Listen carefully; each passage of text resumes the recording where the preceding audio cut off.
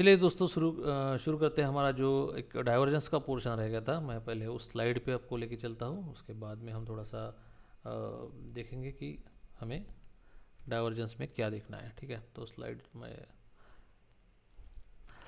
हमने अब तक देखा कि आरएसआई का कैलकुलेशन, ओवरबॉट ओवरसोल्ड जोन, उसके बाद में उसका जो ईएमए एसएमए का उसमें फ़िल्टर लगाया, उसके बाद में कुछ उसका जो रेंज शिफ्ट देखा, साथ में ही हमने देखा कि बुलिश मोमेंटम बेरिश मोमेंटम में कब आता है आरएसआई। उसके बाद में अभी हम देखेंगे bearish divergence, bullish divergence, regular and hidden divergence. बाद में आरएसआई के बेस पे हम टारगेट कैलकुलेशन, उसके आरएसआई के जो चार्ट पैटर्न रहते हैं उसको भी देखेंगे, और भी कुछ नई चीज़ें जैसे कॉर्नर आरएसआई वगैरह देखेंगे। तो यहाँ पे देखिए बेरिश डाइवर्जेंस क्या रहता है, जब भी प्राइस हायर हाई बना रहा है but R S I fail to make new high, this is bearish divergence. मतलब एक दूसरे से price diverge, R S I और जो मतलब ऑसिलेटर और प्राइस जो है वो डाइवर्ज हो जाते हैं, एक दूसरे के दूर चले जाते हैं, तो उसको हम डाइवर्जेंस कहते हैं। तो आपको चार्ट पे दिखाता हूँ मैं। जैसे यहाँ पे ये जो चार्ट था, यहाँ पे एक स्विंग हाई था, उसके बाद में एक नया हाई बनाया मार्केट में।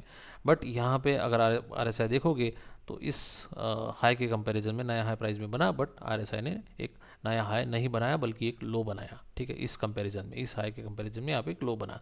तो this is a regular bearish divergence. ये चीज़ आपको पता होगी, इसलिए मैं थोड़ा सा इसको फास्ट करूँगा। रेगुलर बुलिश डाइवर्जेंस, जब प्राइस नीचे आती है मतलब लोअर लो बनाती है, बट इंडिकेटर या ऑसिलेटर या आर एस आई हमारा हाई लोअर हाई बनाता है, तो यहाँ पे प्राइस एक दूसरे के पास आई, करीब आई और अपोजिट डायरेक्शन में मूव की, इसलिए यहाँ पे हम बोलते हैं कि आरएसआई में थोड़ा स्ट्रेंथ दिख रहा है, क्योंकि आरएसआई ऊपर जा रहा है और प्राइस नीचे आ रहा है। तो this is a bullish divergence, this are regular divergence. अब रेगुलर एंड हिडन डाइवर्जेंस में फ़र्क क्या होता है? तो रेगुलर जो है ना, वो जनरली एक जो एग्जिस्टिंग ट्रेंड है उसमें पॉज या थोड़ा रिवर्सल की पॉसिबिलिटी बताता है। जनरल रिवर्सल होता नहीं है, बहुत कम बार रिवर्सल होगा, बट हाँ definitely pause in the trend बताता है। और इसको हम कब रिवर्सल ले सकते हैं, ये मैंने क्लियरली डिटेल जो है एक्सप्लेनेशन इसका कोर्स में किया हुआ है, तो फिलहाल वो चीज़ें नहीं देखेंगे। यहाँ पे हिडन डाइवर्जेंस देखिए, सिग्नल जो है यहाँ पे हिडन डाइवर्जेंस जो है वो हमको बताता है कि जो ट्रेंड है वो कंटिन्यू हो सकता है। ठीक है, जैसे regular divergence it is showing कि पॉज इन द ट्रेंड और trend reversal, but hidden divergence is showing कि ट्रेंड यहाँ पे कंटिन्यू हो सकता है। बुलिश हिडन डाइवर्जेंस जो है वो अप ट्रेंड में करेक्शन के समय दिखता है आपको, और बियरिश हिडन डाइवर्जेंस जो है वो डाउन ट्रेंड में जब भी अप एक पुल बैक आता है तब दिखता है। तो जैसे आप एग्जांपल देख लीजिए हिडन बुलिश डाइवर्जेंस का, प्राइस ऊपर है, अप ट्रेंड में है, अप ट्रेंड में जो भी करेक्शन आता है, जैसे मैंने कहा कि ये ट्रेंड कंटिन्यूएशन सिग्नल रहता है। जो भी हिडन डाइवर्जेंस है it is a trend continuation, regular divergence it is a trend reversal. तो यहाँ पे हिडन बुलिश डाइवर्जेंस आपको दिख रहा है यहाँ पे, मतलब प्राइस जो है ऊपर जा रही है, इसने हायर लो बनाया, बट ऑसिलेटर या आरएसआई ने एक लोअर लो बनाया। तो this is called as hidden bullish divergence. The price and indicator is moving away from each other, okay, and it is a trend continuation signal, क्योंकि यहाँ से market ऊपर जाएगा। इसका प्रैक्टिकल चार्ट एग्जाम्पल भी हमने सामने देखा हुआ है, उसको भी हम डिस्कस करेंगे। ठीक है, तो हमेशा ध्यान में रखना है आपको, बुलिश डाइवर्जेंस हम हमेशा बॉटम पे लगाते हैं, जैसे आरएसआई का भी बॉटम और प्राइस का भी बॉटम। और जो बियरिश डाइवर्जेंस है, चाहे हिडन हो रेगुलर हो, उसको हम टॉप पे लगाते हैं, प्राइस का भी टॉप और आरएसआई का भी टॉप। थोड़ा सा बेसिक ध्यान में रखिएगा। ठीक है, जैसे यहाँ पे एग्जांपल देखिए हिडन बुलिश डाइवर्जेंस का, प्राइस ने एक हायर लो बनाया यहाँ पे, बट आरएसआई ने लोअर लो बनाया। So this is a hidden bullish divergence. Okay, क्योंकि बुलिश डाइवर्जेंस हमेशा ध्यान में रखिए, चाहे हिडन हो रेगुलर हो, bullish divergence we always apply on the lower side of the chart और lower side of the price and RSI. ठीक है, देन हिडन जैसे बियरिश डाइवर्जेंस मैंने बताया आपको, बियरिश डाइवर्जेंस हम टॉप पे लगाते हैं, क्योंकि मार्केट गिरता कहाँ पे, ध्यान में रखने के लिए सिंपल ध्यान में रखिए, मतलब ध्यान में रखने के लिए या आपको याद में रखने के लिए सिंपल फंडा ध्यान में रखिए कि हमेशा बियरिश मार्केट कहाँ से होता है, टॉप से होता है। तो बियरिश हम कहाँ पे लगाएंगे, टॉप पे लगाएंगे। बुलिश मार्केट कहाँ से होता है, बॉटम से होता है। तो बियरिश डाइवर्जेंस चाहे वो रेगुलर और हिडन कहाँ लगाएंगे, बॉटम में लगाएंगे। ठीक है, तो यहाँ पे देखिए हिडन बियरिश डाइवर्जेंस मतलब क्या कि प्राइस जो है वो एक लोअर हाई बनाया, बट आरएसआई जो ऑसिलेटर है हमारा, उसने एक हायर हाई बनाया। ठीक है, आपने देखा था रेगुलर बियरिश डाइवर्जेंस में कि प्राइस एक नया हाई बनाती है, बट आरएसआई जो है एक नया लो बनाती है, अब हाई नहीं बना पाती। बट यहाँ पे उल्टा है, यहाँ पे क्या होता है कि क्योंकि हिडन डाइवर्जेंस है, यहाँ पे क्या होता है, it is a trend continuation signal. Overall chart देखिए आप, एक लोअर लो लोअर हाई लोअर लो लोअर हाई का स्ट्रक्चर बना रहा है, मतलब ये डाउन ट्रेंड में है, और ये ट्रेंड कंटिन्यूएशन सिग्नल रहता है। तो इसमें जब पुल बैक आया, ठीक है, ये जो पुल बैक आया इस हाई को क्रॉस नहीं कर पाया, मतलब ये क्या था, एक लोअर हाई था। ठीक है, अब ये लोअर हाई था, बट आरएसआई में इसने हायर हाई बनाया। Okay, stock in down trend making lower low, but RSI और oscillator is making higher low, sorry higher high. तो ये आपका जो एक दूसरे के पास आता है, कोशिश करता है प्राइस और ये जो RSI है डाउन ट्रेंड में, जबकि प्राइस लो बना रहा है, RSI आपका हाई बना रहा है नया, तो this is a hidden bearish divergence, it is a trend continuation signal. ठीक है, जैसे यहाँ पे देखिए प्राइस नीचे जा रहा है, लोअर हाई बनाया, बट ऑसिलेटर ने हायर हाई बनाया, so it is a bearish hidden divergence. इस चार्ट को आप 8-10 बार देखिए, ऐसे चार्ट आप प्रैक्टिकली ढूंढने की कोशिश कीजिए, मेरे बताने से कुछ नहीं होने वाला। खास करके हिडन डाइवर्जेंस काफ़ी ज़्यादा रिलायबल, काफ़ी ज़्यादा इफेक्टिव है, बट इसको यूज़ करने के लिए, इसको समझने के लिए आपको ये जो चार्ट है ये मल्टीपल टाइम देखना पड़ेगा। मेरे एक दो चार्ट, एक दो एग्जाम्पल, मैं 10 भी एग्जाम्पल दे दूँ उससे कुछ नहीं होने वाला। हिडन डाइवर्जेंस मुझे खुद को समझने को बहुत ज़्यादा टाइम लगा था, क्योंकि हमको पता रहता है regular divergence, but hidden divergence आप तभी समझ सकते हो जब एक दो चार्ट आप एक दो बार देखो, 10 बार देखो, और उसका प्रैक्टिकल एप्लीकेशन जो है वो चार्ट पे ढूंढो। आप मल्टीपल चार्ट्स ओपन करो निफ्टी 50 के या कोई भी स्टॉक के, और उसका डिफरेंट टाइम फ्रेम का चार्ट ओपन करो, नीचे RSI लगा दो, और कोशिश करो ढूंढने की कि कहाँ पे आपको हिडन बुलिश मिल रहा है, कहाँ पे आपको हिडन बेरिश मिल रहा है। ठीक है, आपको मैंने एक जो हिडन बुलिश हिडन बेरिश कैसे पहचानना इसका ऑलरेडी एक्सप्लेनेशन दे दिया है। उसके बेस पे आप मल्टीपल टाइम फ्रेम पे, मल्टीपल चार्ट्स पे इसको ढूंढने की कोशिश करो। जब आप खुद ढूंढोगे तभी आपको इसमें मास्टरी हासिल होगी, आपको पता चलेगा। अब हम देखेंगे RSI based target calculation. RSI के बेस पे हम टारगेट कैलकुलेट कर सकते हैं कैसे। अगर कोई स्टॉक अप ट्रेंड में, जैसे यहाँ पे देखिए लेटेस्ट स्विंग लो था, एक दूसरा स्विंग लो था, यहाँ पे एक डबल बॉटम बना, देखिए प्राइस नीचे आई, ऊपर आई, नीचे आई, देन ऊपर आई, तो ये जो पॉइंट था ये नेकलाइन था, ब्रेक कर दिया इस बिग बुलिश कैंडल ने। एक क्लोजिंग ओपन मोरोजो कैंडल था। ठीक है, तो यहाँ पे एक ब्रेकआउट हो गया और उसके बाद में मार्केट ऊपर गया, यहाँ से ट्रेंड चेंज हो चुका था। अब मैंने क्या किया, ये swing low and second swing low और ये भी कैंडल दी, तो इस 3 पॉइंट को टेस्ट करके ट्रेंड लाइन एक्सटेंड कर दी। तो एग्जैक्टली मुझे यहाँ पे मार्केट एक बार मिला। ठीक है, यहाँ पे मार्केट एक बार मिला और एक अच्छा खासा करेक्शन है डाउन ट्रेंड के बाद मिला। यहीं पे एक छोटा सा डोजी बनाया मार्केट ने, इंडिसीजन डाउन ट्रेंड के बाद, और उसका डोजी का हाई जैसे ही ब्रेक होता है, ये हमारा लो जो है डोजी का स्टॉप लॉस रहता है, और उसके बाद मार्केट ऊपर गया। ठीक है, ये तो हो गया प्राइस एक्शन। अब यहाँ पे मैं एंट्री कैसे लूँगा, इसमें मल्टीपल कंफर्मेशन है, क्योंकि यहाँ पे एक तो ट्रेंड लाइन ने सपोर्ट लिया है, और डाउन ट्रेंड के बाद एक डोजी मतलब एक इंडिसीजन है, यहाँ से ट्रेंड का एक रिवर्सल का पॉसिबिलिटी है, और यहाँ पे जैसे ही हाई ब्रेक हुआ मार्केट ऊपर जाता है। ठीक है, सिमिलरली अगर मैं नीचे देखूँ, ठीक है, अगर ये पॉइंट बी पॉइंट अगर आप देखोगे तो यहाँ का जो लो है उससे ऊपर ये जो लो पॉइंट है ये लगा है।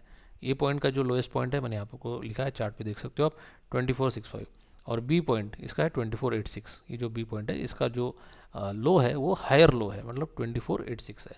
अब ये दोनों लो अगर आप देखोगे, अप ट्रेंड में मार्केट है, बट यहाँ पे आपको जब ए पॉइंट का लो लगा तब RSI पे ए पॉइंट देखिए, ठीक है, ये ऊपर था, और बी पॉइंट जो प्राइस में ऊपर था, ये RSI पे बी पॉइंट थोड़ा सा नीचे था। मतलब हमने जैसे देखा कि अगर price is making higher low and the oscillator is making lower low, then this is a classic bullish, मतलब हिडन बुलिश डाइवर्जेंस। ओके, अब इसमें हम टारगेट कैसे कैलकुलेट करेंगे, हम डिफरेंस कैलकुलेट करेंगे ए और बी पॉइंट का। बी बड़ा है, ए छोटा है, तो बी में से हम ए माइनस करेंगे। तो इसका अगर डिफरेंस देखोगे आप, मतलब 2486 माइनस 2465, इट इज़ 21। अब इसको हम ऐड करेंगे, ये जो इसका प्रीवियस स्विंग है, लेटेस्ट स्विंग है था, ये जो हाईएस्ट पॉइंट था इसमें, अब ये लेटेस्ट स्विंग है कितना था, ये था 2584। अब 2584 प्लस 21, ये जो डिफरेंस था दोनों का, ये मैंने ऐड किया, ये आया 2605। ये हमारा हो गया फर्स्ट टारगेट। बाकी सेकंड थर्ड टारगेट निकालने के तरीके, बट फर्स्ट टारगेट ये हो गया हमारा। अब आप देखिए, आपको ट्रेंड लाइन सपोर्ट पे मार्केट मिला, एक दूसरा कंफर्मेशन आपको मिला बुलिश हिडन डाइवर्जेंस, तीसरा कैंडल स्टिक, उसके हाई के ऊपर आपकी एंट्री, कैंडल स्टिक का लो आपका स्टॉप लॉस, हार्डली 8-10 पॉइंट के स्टॉप लॉस से आपने यहाँ पे एंट्री की, और यहाँ पे आपको ऑलरेडी पता था कि इसको ऊपर क्रॉस करके मार्केट एटलीस्ट 2605 जो हमने टारगेट कैलकुलेट किया यहाँ तक जा सकता है। तो यहाँ पे अगर आप कैंडल का साइज देखोगे, छोटा सा स्टॉप लॉस था, कम से कम 1:3 1:5 के ऊपर आपको रिस्क रिवॉर्ड यहीं पे मिल गया। इस प्रीवियस स्विंग हाई के जस्ट ऊपर ही आपका पहला टारगेट था। एग्जैक्टली मार्केट यहीं पे थोड़ा रुका, कंसल्ट किया, और उसको ब्रेक करने के बाद फिर से मार्केट ऊपर गया। ठीक है, तो आप इसको ट्रेल कर सकते हो, कुछ पोजीशन यहाँ पे बुक कर लो, कुछ इसको आप अपना ट्रेलिंग स्टॉप लॉस से ट्रेल करो, 9 SMA या कोई भी जो इंडिकेटर या प्राइस एक्शन यूज़ करते हो उसके अकॉर्डिंग। अब ट्रेलिंग के भी डिफरेंट मेथड रहते हैं डिफरेंट मार्केट कंडीशन में। अगर मार्केट थोड़ा सा साइडवेज टू पॉजिटिव है तो उसमें डिफरेंट ट्रेलिंग मेथड हम यूज़ करते हैं। मार्केट बहुत ज़्यादा अप ट्रेंड में एक जिसको हम बोलते हैं पैराबोलिक मूव दिखा रहा है, तो उसमें हम थोड़ा सा डिफरेंट फंडा यूज़ करते हैं ट्रेलिंग का, तो उसमें हम अभी डिटेल में नहीं जा रहे। तो एक टारगेट जो है RSI के बेस पे हम कैसे कैलकुलेट कर सकते हो मैंने दिखा दिया। एक ये थियोरटिकल पार्ट है थोड़ा सा, दूसरा मेथड है RSI के बेस पे हम टारगेट कैलकुलेट करने का। ठीक है, तो आप इसको भी थोड़ा सा पढ़ लीजिए, PPT में आपको दे दूंगा। हम क्या करते हैं इसमें कि एक ओवरसोल्ड ओवरबॉट जो लेवल है RSI का, वो पर्टिकुलर एक सिक्योरिटी के लिए आइडेंटिफाई करते हैं। उसके बाद में टारगेट निकालने के लिए करंट प्राइस इनटू ब्रैकेट में 1 प्लस RSI का जो माइनस उसमें से करते हैं ओवरसोल्ड लेवल, और उसको डिवाइड कर लेते हैं ओवरबॉट माइनस ओवरसोल्ड लेवल से। तो ये थोड़ा कॉम्प्लिकेटेड है, प्रैक्टिकली बहुत ज़्यादा मैं इसको तवज्जो नहीं देता क्योंकि ये थोड़ा डिफिकल्ट है हर सिक्योरिटी का आपको ओवरसोल्ड ओवरबॉट आइडेंटिफाई करना। But just for the sake of knowledge मैंने आपको ये फॉर्मूला दिखा दिया है यहाँ पे, आप इसको प्रैक्टिकली ऐसे कैलकुलेट करके देख सकते हो। देन कॉर्नर RSI मतलब क्या है कि ये जो RSI मैंने नीचे लगाया है इसको सिर्फ 14 की जगह मैंने 2 पीरियड कर दिया है। अब 2 पीरियड कर दिया है, और जो ब्लैक लाइन है ये 20 और ये ऊपर की जो है 80। 20 मतलब oversold and this is overbought. ठीक है, बट हर सिक्योरिटी को ओवर सोल्ड में आया तो बाय करना है, ओवर बॉट में आया तो सेल करना है, ऐसा हम नहीं कर सकते क्योंकि हर सिक्योरिटी का कैरेक्टर डिफरेंट रहता है। ठीक है, तो यहाँ पे आप अपना 9 SMA 45 EMA ये भी फंडा लगा सकते हो, या फिर just for the sake of मतलब अंडरस्टैंडिंग मैंने आपको दिखाया कि कोई भी एक 2-3 इंडिकेटर का मेल करके या थोड़ा प्राइस एक्शन का मेल करके आप एक अच्छा सेटअप कैसे बना सकते हो। ठीक है, जानबूझ के मैंने यहाँ पे आपको बोलिंजर बैंड दिखाया। हो सकता था कि यहाँ पे मैं आपको 9 SMA 45 EMA भी दिखाऊँ, वो भी यहाँ पे काम करता था डेफिनेटली, क्योंकि अप ट्रेंड में है। 20 SMA आपको अप ट्रेंड में, तो ये भी आपको बुलिश क्रॉस कहीं दिख जाएगा। बट मैं आपको चाहता हूँ कि आप इसको कैसे यूज़ कर सकते हो, तो कैसे थोड़ा एक्सपेरिमेंट कर सकते हो। ठीक है, तो इसको देखो, एक नैरो रेंज बनाई मैंने आपको, क्या कहा है कि हमेशा नैरो रेंज देखो, हमेशा कंसोलिडेशन करेक्शन देखो, उसके बाद में ही बड़ा मोमेंटम या बड़ा मूव आता है। यहाँ पे देखिए बोलिंजर बैंड फ्लैट था, एक नैरो रेंज बनी थी, इसमें हमें कुछ नहीं करना है। जैसे ही बोलिंजर बैंड का ब्लास्ट हुआ 20 SMA के ऊपर प्राइस सस्टेन होने लगी, और इसका स्लोप देखिए 20 SMA का जो स्लोप था ये अपवर्ड है, 20 SMA is slanting upward. Okay, तो ओवरऑल हमें यहाँ पे एक अच्छा खासा कंफर्मेशन आ गया था बोलिंजर बैंड का ब्लास्ट। दूसरा है कि जो रेजिस्टेंस एरिया था, यहाँ पे रेजिस्टेंस, यहाँ पे रेजिस्टेंस, यहाँ पे रेजिस्टेंस, ये जो रेजिस्टेंस एरिया था ये भी इसने ब्रेक कर दिया था।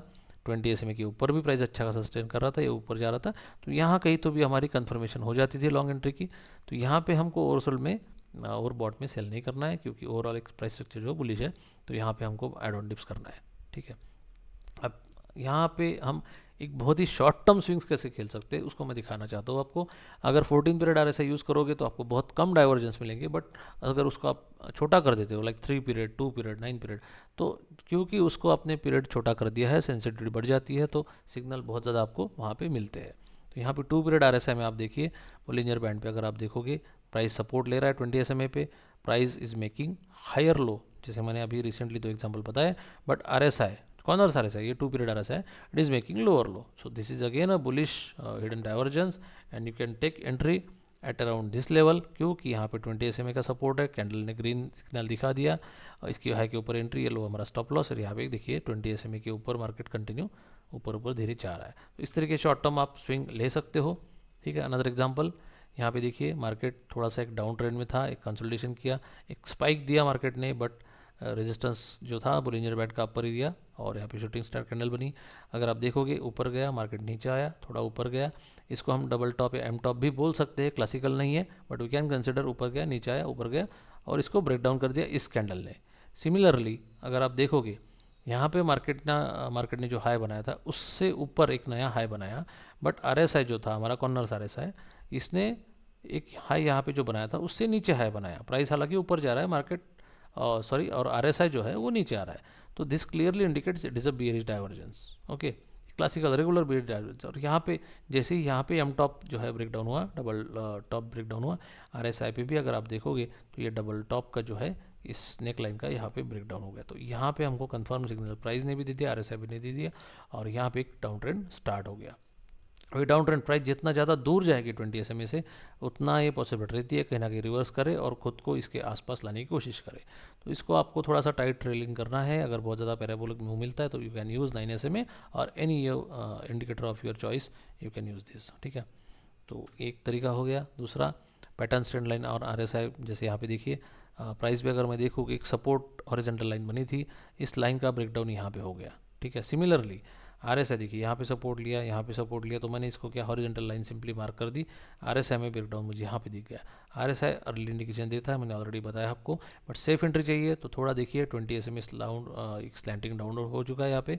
नीचे आ रहा है, और प्राइस ने भी यहाँ पे ब्रेकडाउन का करेक्शन दिया। मतलब आपके फेवर में बहुत सारी चीज़ें, RSI का ब्रेकडाउन, देन 20 SMA जो है स्लैंटिंग डाउनवर्ड, और प्राइस ने भी ब्रेकडाउन दे दिया। यहाँ पे 20 SMA के आसपास आके मार्केट बार बार नीचे जा रहा है और एक अपना डाउन ट्रेंड जो है कंटिन्यू कर रहा है। तो इस तरीके से भी आप उसको यूज़ कर सकते हो। एक बुलिश एग्जांपल देख लेते हैं। मार्केट नीचे आया, देखिए यहाँ से यहाँ तक नीचे आया, एक ऊपर गया, फिर से नीचे आया, फिर से ऊपर गया। अब ये जो नेकलाइन का एरिया था इसने ब्रेक कर दिया, और एक क्लासिक एक डबल बॉटम W पैटर्न देखिए, और इसको ब्रेक डाउन कर दिया ओपनिंग बुजुर्ग कैंडल ने, और इसका लो हमारा स्टॉप लॉस, इस हाई के ऊपर हमारी एंट्री, और एक अच्छा खासा अपट्रेंड आपको मिल गया।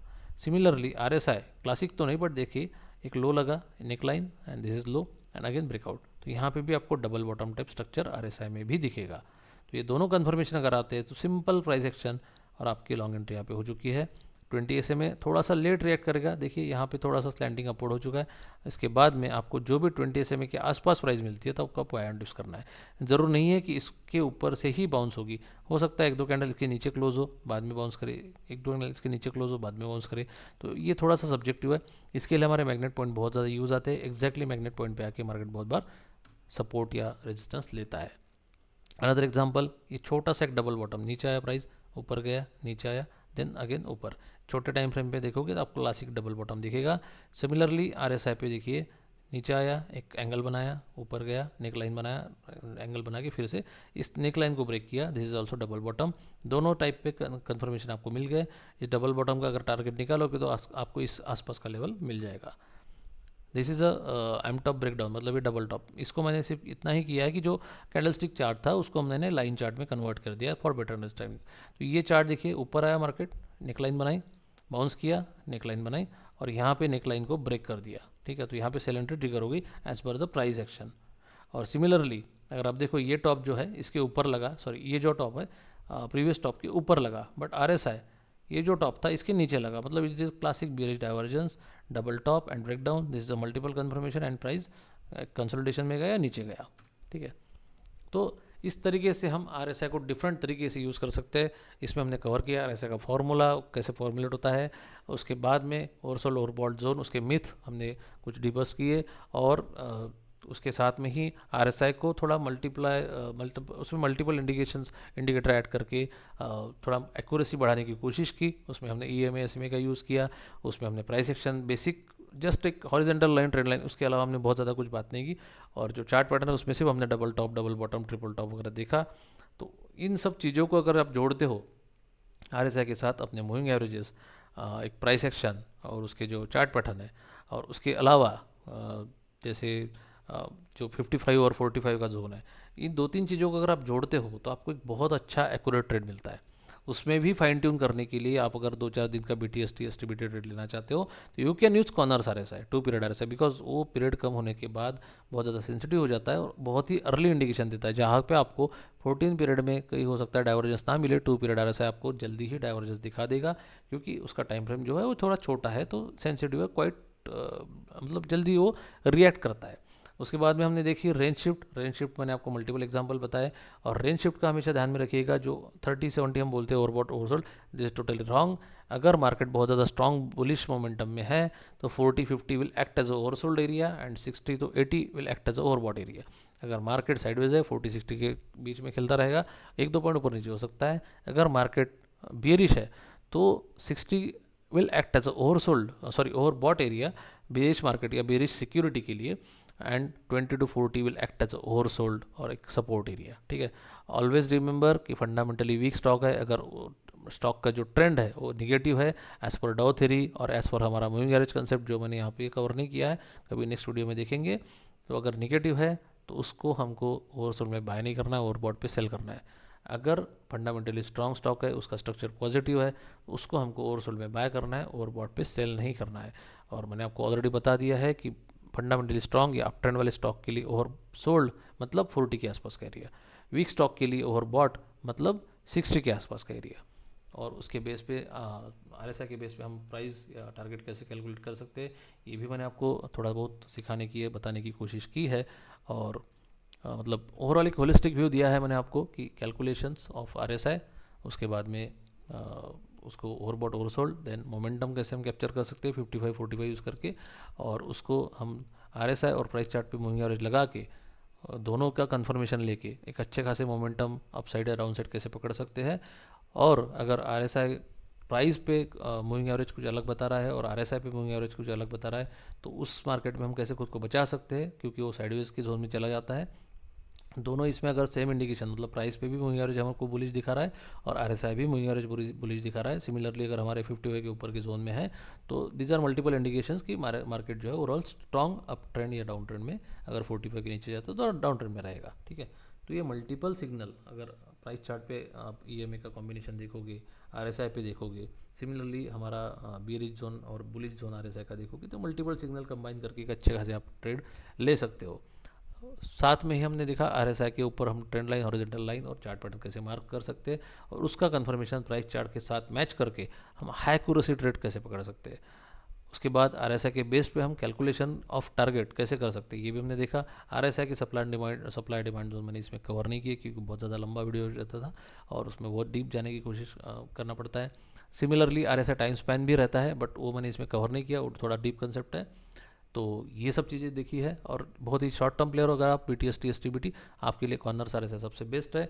कोशिश कीजिए, जो मार्केट निगेटिव है, सिक्योरिटी फंडामेंटली वीक है, डाउन ट्रेंड में है, तो उस पर आप कॉर्नर RSI का यूज़ कीजिए। जब भी प्राइस एक पुल बैक दे रेजिस्टेंस के आसपास या कॉर्नर RSI ओवरबॉट में है, तो वहाँ पे शॉर्ट करने की। और अगर कोई सिक्योरिटी स्ट्रांग है, अप ट्रेंड में है, तो वहाँ पे कॉर्नर RSI आप यूज़ कर सकते हो बाय ऑन डिप्स के लिए। जब भी आपको ओवरसोल्ड जोन के आसपास कॉर्नर RSI मतलब 2 पीरियड RSI मिलेगा, तो वहाँ पे आप उसको अच्छी सिक्योरिटी को जो अप ट्रेंड में है वहाँ पे आप बाइंग की कोशिश कर सकते हो। बहुत बार आपको ये भी दिखेगा कि कोई अगर स्ट्रॉन्ग अप ट्रेंड में मार्केट है या सिक्योरिटी है फंडामेंटली अच्छी है, तो कॉर्नर RSI उसका इवन 20 के आसपास भी नहीं आएगा, 30-35 के लेवल से ही ऊपर घूम जाएगा। तो थोड़ा सा आपको प्रैक्टिस करते रहना है, थोड़ा 5-10 पॉइंट का बफर हमेशा रखना है। ये बिल्कुल भी यहाँ पे मैथमेटिक्स नहीं है कि 80 मतलब 80, 20 मतलब 20, यहाँ पे 20 मतलब 25 भी हो सकता है, 20 और 15 भी हो सकता है। तो ये थोड़ा सा खुद का एक ऑब्जर्वेशन रखना है। दोनों तीनों चीज़ें जैसे RSI, moving average, chart patterns और कैंडलस्टिक, ये 2-4 चीज़ों का मीनिंग अगर आप साथ में जोड़ते हो, support resistance, demand supply, trend line, तो आपको एक बहुत अच्छे हाई एक्यूरेसी ट्रेड मिल सकते हैं। ठीक है, कोई भी एक ट्रेड लेने के पहले उसको आप चार्ट को होलिस्टिकली देखिए। पहले सबसे पहले प्राइस को देखिए, वहाँ पे कोई इमीडिएट डिमांड सप्लाई या सपोर्ट रेजिस्टेंस जोन है, उसको अगर आप प्राइस एक्शन जानते हो तो उसको मार्क कर लीजिए। उसके बाद में वहाँ पे कौन सी कैंडल स्टिक बन रही है उसको ऑब्जर्व कीजिए। हमारा RSI बुलिश है या बीरिश है, RSI कि मूविंग एवरेज जो है वो बुलिश है या बीरिश है, हमारे प्राइस चार्ट पे जो मूविंग एवरेज लगी वो बुलिश है या बीरिश है। इन दोनों तीनों चीज़ों को आप मिक्स कीजिए। मतलब अगर आपकी सिक्योरिटी डाउन ट्रेंड में है तो look for the sell on rise opportunity, अगर आपकी सिक्योरिटी अप ट्रेंड में है look for the buy on dips opportunity. ठीक है, अब वो अप ट्रेंड है या डाउन ट्रेंड है, आपको दोनों तीनों चीज़ें पता चलता है। जैसे कि चार्ट पैटर्न नहीं, एक जो चार्ट का जो स्ट्रक्चर है, मतलब अगर हायर लो बन रहे हैं तो आपका जो पॉजिटिव सिक्योरिटी है अप ट्रेंड में है।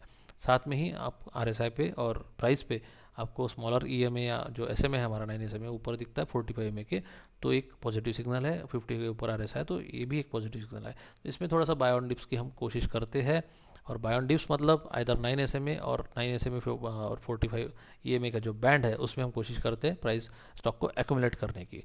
सिमिलरली मैंने आपको बताया कि मूविंग एवरेज का स्लोप पे हमेशा ध्यान रखिए। फ्लैट अगर है, एक दूसरे में एंटेंगल्ड है, तो ये थोड़ा साइडवेज मार्केट है। और बड़ा मुंह आने के पहले जनरली मूविंग एवरेज एक दूसरे के थोड़ा सा पास आते हैं, एक दूसरे को काट चाट करते हैं या थोड़ा एक दूसरे को चिपक के कुछ दिन रहते हैं। इसको हम कंसल्टेशन बोलते हैं। कंसल्टेशन के बाद ही एक बड़ा मोमेंटम या बड़ा मुंह आता है। ठीक है, और जैसे जैसे मूविंग एवरेज का जो स्लोप है वो पर्टिकुलर एक डायरेक्शन में, फॉर एग्जांपल अगर अप ट्रेंड में मार्केट है तो मूविंग एवरेज दोनों slightly steadily consistently they will go upward, मतलब उसका जो स्लोप है वो स्लैंटिंग अपवर्ड रहेगा। छोटा मूविंग एवरेज ऊपर ऊपर भागेगा और उसके नीचे जो बड़ा मूविंग एवरेज है वो भी अपना स्लोप अपवर्ड मेंटेन करेगा। और उसमें जब करेक्शन आना रहेगा तो सबसे पहले छोटा मूविंग एवरेज जो है वो टर्न होगा और थोड़ा सा स्लाइटली डाइवर्ट होकर नीचे नीचे आएगा, बड़े मूविंग एवरेज के आसपास आने की कोशिश करेगा। तो ये करेक्शन हम उसको पकड़ते हैं। बड़े मूविंग एवरेज को डिसेसिवली मार्केट ब्रेक नहीं करेगा अगर उसको अप ट्रेंड अपना मेंटेन करना है तो। ठीक है, तो अगर कुछ क्वेरीज है तो आप मुझे लिख के भेजिए। I think that is enough for now. Thanks for watching. Good night.